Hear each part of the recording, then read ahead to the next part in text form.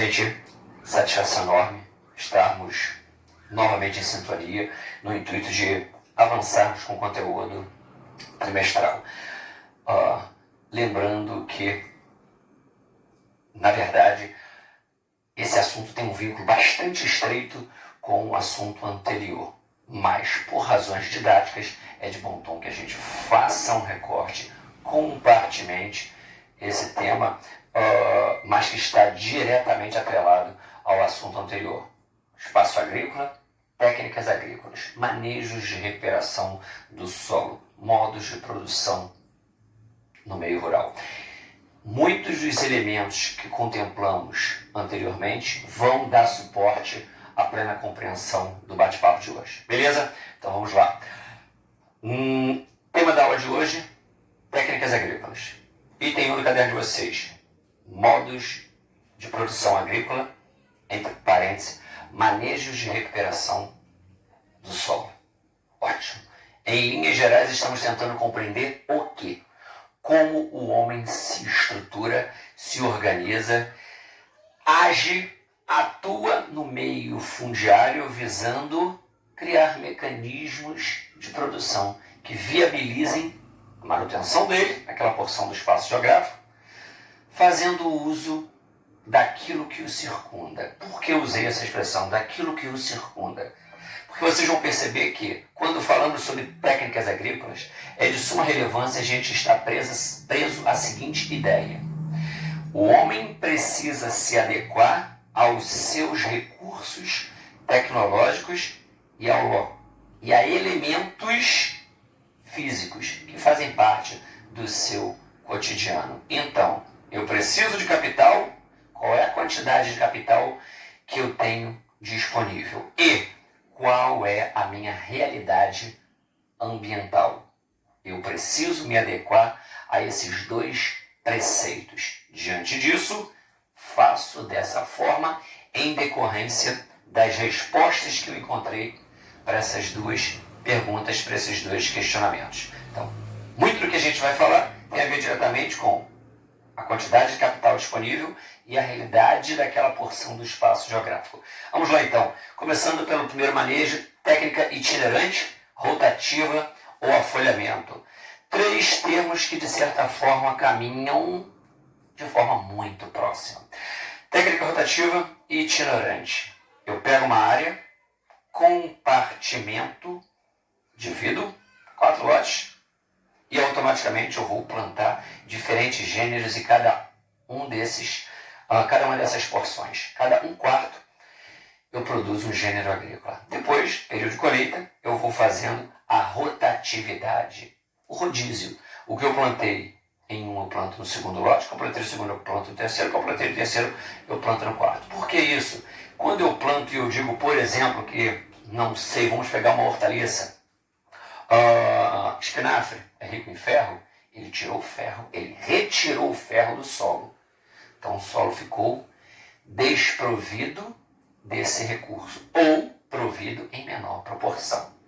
Se eu sempre faço a minha cultura, meu cultivo, nesse mesmo elemento, ou em outras hortaliças que também possam exaurir do solo esse mesmo elemento ou nutriente, em algum momento eu precisarei repor. Eu não tenho capital para repor. Então eu vou fazer esse rodízio a fim de que diferentes gêneros cultivados possam extrair do solo distintos nutrientes, distintos sais minerais. Ótimo. Então eu não necessito realizar essa reposição colocando a mão no bolso, fazendo uso de capital, porque eu não disponibilizo desse capital. Beleza, mas Esteves, você falou de uma maneira muito peculiar há alguns minutos atrás. Você usou 3 expressões, técnica itinerante, rotativa ou afolhamento. Esse procedimento que eu acabei de elucidar a vocês nos remete aos 2 primeiros. Quais? Rotativa e itinerante. O afolhamento se diferencia, ele diverge em decorrência de procedimento seu mesmo, mas 1/4 fica em pousio. O que significa isso? Ele fica descansando. Então, se eu plantei em um quarto, outro quarto, terceiro quarto, o último eu deixei em pousio. A quarta porção da minha propriedade ficou descansando. 25% da minha propriedade não foi utilizada para manejos agrícolas. Na próxima safra, o primeiro lote vai ficar descansando, que eu plantei no segundo. No primeiro eu planto no segundo, no segundo eu planto no terceiro, terceiro eu planto no quarto, e o primeiro vai ficar descansando. Então eu faço uma rotatividade, só que um quarto obrigatoriamente vai ficar descansando. Quando isso acontece, fiz uso do pousio, afolhamento. Não fiz uso do pousio itinerante ou rotativa. A América do Sul, a América Central são áreas clássicas do manejo da utilização desse procedimento. Beleza? Vamos avançar. Avançando, nos deparamos com um manejo que atende pelo nome de terraceamento, técnicas em degraus, curvas de nível, quando tem uma abrangência maior, ou se a gente para analisar a risicultura. A risicultura em decorrência de quê? Risicultura porque esse manejo, no primeiro momento, ele esteve muito preso, muito atrelado ao cultivo do arroz. Só que esse procedimento acaba sendo utilizado também em alguns momentos por outros tipos de gêneros agrícolas, mas inicialmente foi preso ao arroz. Então a risicultura ela acaba ganhando uma dimensão maior. Esse termo risicultura acaba sendo utilizado para um procedimento mesmo quando não está preso diretamente ao gênero ou cultivo do arroz. Beleza, mas então vamos lá. Técnica em degraus, terraceamento, cultura em nível. Ásia é o típico continente que nos dá ótimos exemplos desse manejo. Em decorrência de quê? Vocês se recordam que eu fiz a seguinte colocação. Manejos estão diretamente atrelados a recursos, disponibilidade de capital e características ambientais. Na Ásia, o que fala de uma maneira mais intensa nesse quesito, nessa questão, nesse manejo é aquilo que eu observo do ponto de vista físico. Eu estou diante de relevos bastante acidentados e eu estou diante de um clima onde o nível de precipitação, os níveis de pluviosidade são muito elevados, monsônicos, algo de proporções colossais. Beleza, eu preciso produzir me adaptando a essas dificuldades, imposições, entre aspas, quase que limitações do relevo. Se eu planto numa área montanhosa, o terreno acidentado, precipitações intensas vão com base em taxas de erosão muito elevadas, expressivas, vão solapar o solo, por conseguinte, eliminar minha cultura. Beleza, então eu crio uma espécie de desnivelamento do solo, vou criando degraus em uma das vertentes e automaticamente eu faço com que a erosão laminar, a erosão superficial, aquele fluxo d'água intenso que normalmente se cria numa vertente de uma área montanhosa, ele seja abrandado. Sendo abrandado, eu automaticamente faço com que as taxas erosivas sejam minimizadas. Vou plantar nesses níveis e automaticamente eu posso fazer uso no limite de cada degrau de espécies de muretas, diques.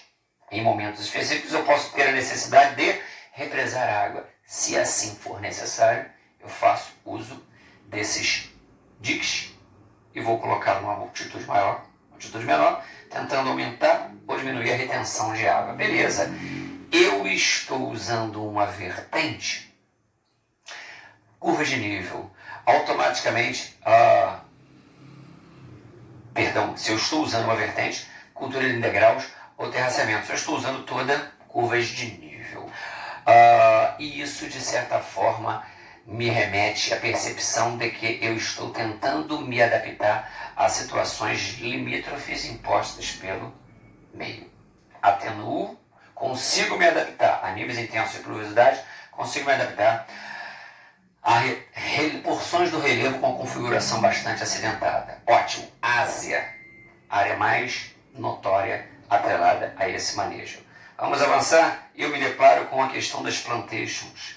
Algumas perguntas precisam ser feitas quando eu tento enquadrar um manejo, um modo de produção agrícola, uma técnica rural nessa situação. Para ser plantation, precisa ter uma monocultura, cultura de um único gênero, que não atende prioritariamente o mercado nacional. Então, monoculturas de exportação, monoculturas que visam outras porções do globo que aquela utilizada para a prática agrícola, a produção. Beleza? Não faço uso em larga escala de mecanização, em contrapartida, eu tenho uma mão de obra abundante. Monoculturas, exportação, pouca mecanização, mão de obra abundante. Quando eu tenho esses 4 elementos, eu estou atendendo às exigências para enquadrar um cultivo na condição de plantation. Ótimo. África, ninguém mais nos serve como palco, como referência para esse manejo, para essa técnica, para esse procedimento. Diante disso, percebendo o terceiro, avançamos para o quarto. E nesse quarto nós nos depararíamos com a adubação verde ou orgânica. Adubação verde ou orgânica. Em linhas gerais, em suma, a introdução de leguminosas de forma sazonal no meio rural. Plantei qualquer gênero agrícola. Esteiras leguminosas, elementos agrícolas que dão vagem. Beleza. Então, eu automaticamente plantei qualquer gênero. De tempo em tempo, eu deixo independente da lógica do mercado. Puxa vida, mas o que está tendo grande rentabilidade no mercado internacional é esse gênero. Eu deveria plantar esse gênero, mas os meus resultados agrícolas já estão abaixo do esperado. O solo já está salientando que está passando por necessidades específicas. Eu preciso repor esses elementos. Mas eu não tenho capital suficiente. Então, beleza. Então, vamos fazer o seguinte.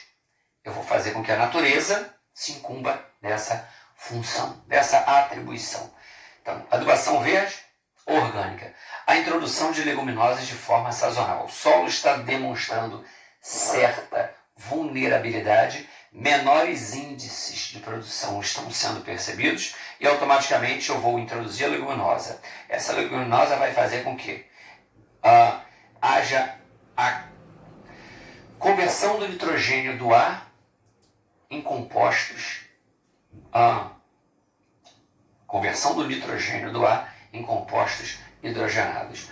E automaticamente isso faz com que eu devolva ao solo elementos que dele foram retirados.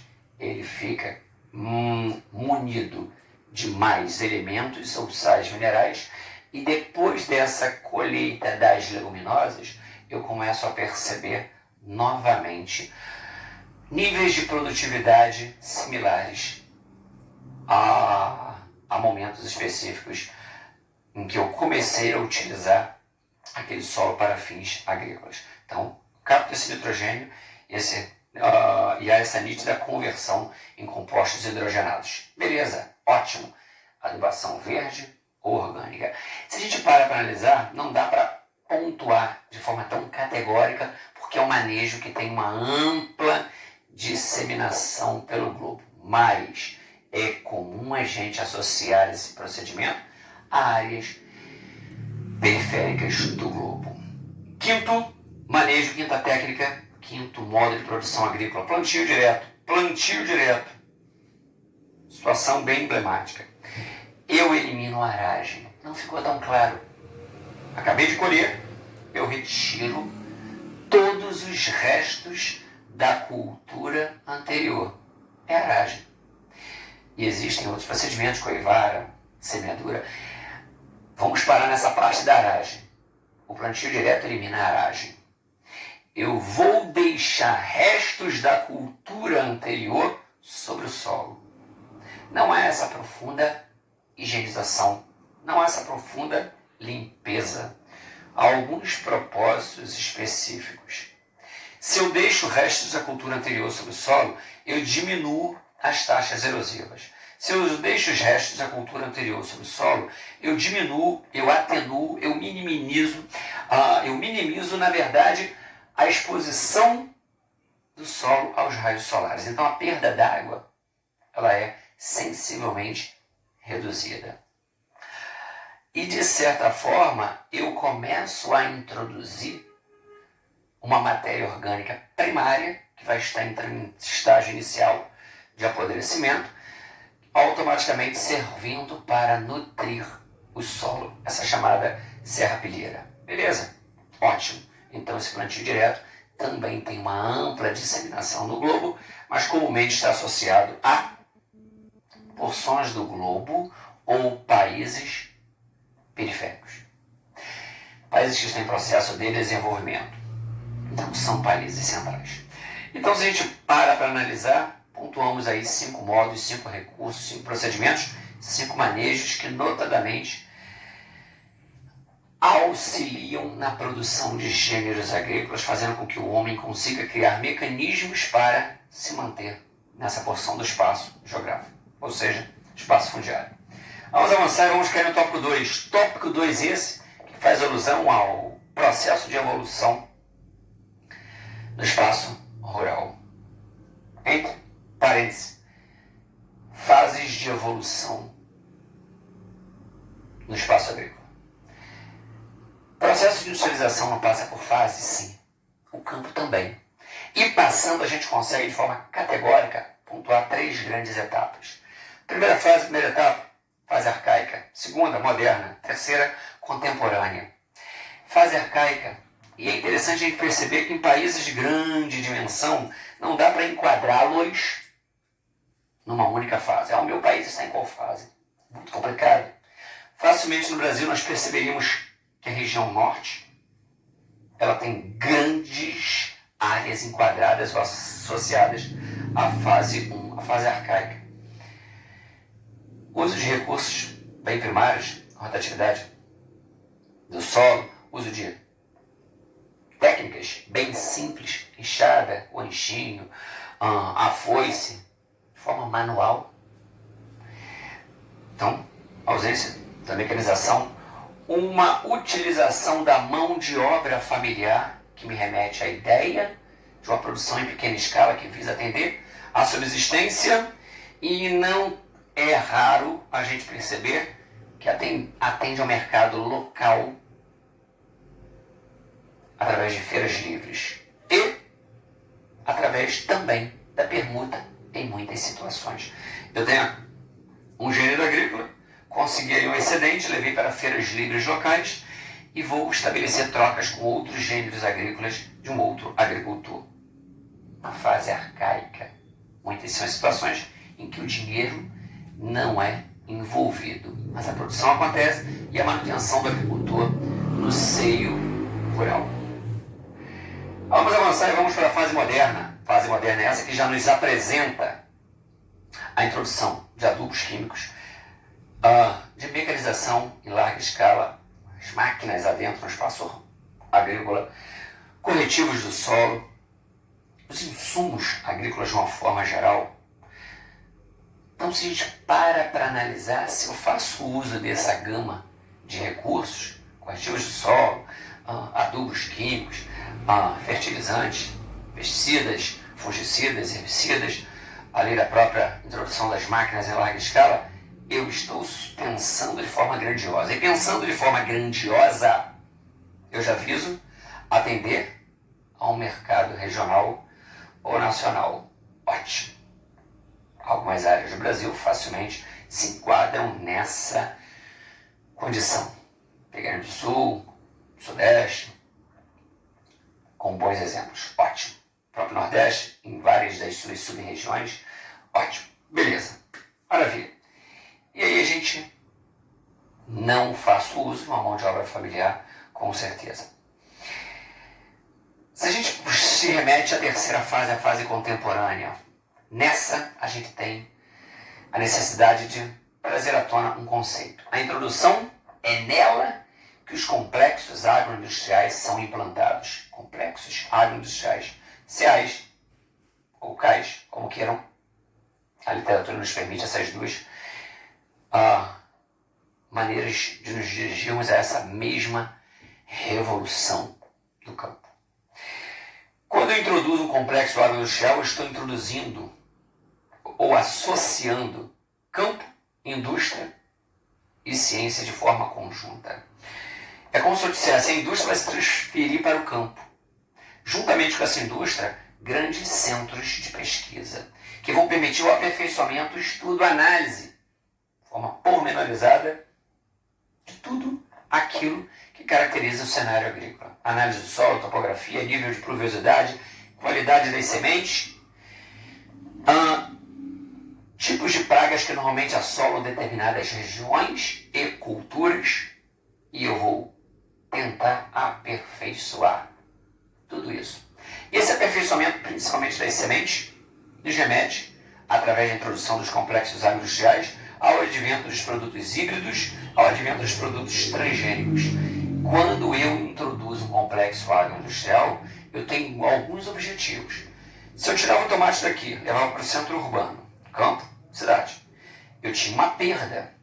Se a indústria vem para cá e manufatura no campo, a perda é eliminada. Coloquei todos os produtos químicos ali, na produção daquele gênero. Era um morango, virou um iogurte. Era um tomate, virou um extrato. E agora eu dou uma sobrevida a ele. Agora não estraga em questão de horas. Agora vai estragar no intervalo de meses. Então a perda já é eliminada. A indústria se transfere para o campo. Vai manufaturar no campo. Mas além disso, eu estou falando de centros de pesquisa acoplados. Eles vão trabalhar no aperfeiçoamento de sementes. E dentro desse propósito, os híbridos e os transgênicos são apresentados ao mundo, com todos os seus benefícios, com todas as suas mazelas, mas uma revolução se materializa. E automaticamente eu estou falando de algo que pensa de forma grandiosa também, ainda maior do que a fase anterior.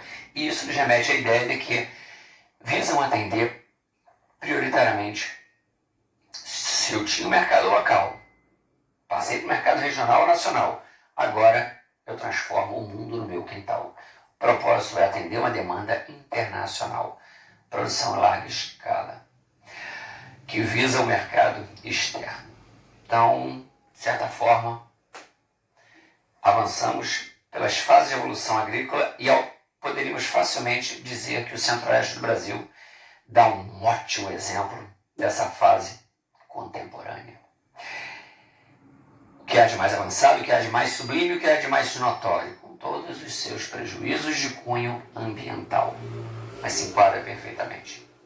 Então, falamos sobre os modos de produção agrícola, manejo do solo, procedimentos de recuperação, técnicas. Depois avançamos para a questão das fases de evolução. Diante disso, vamos dar uma pausa. Vocês vão se deparar mais à frente com atividades que vão permitir um aprofundamento do que nós conversamos e um entendimento de forma ainda mais plena, mas por hora a gente dá uma pausa nesse bate-papo.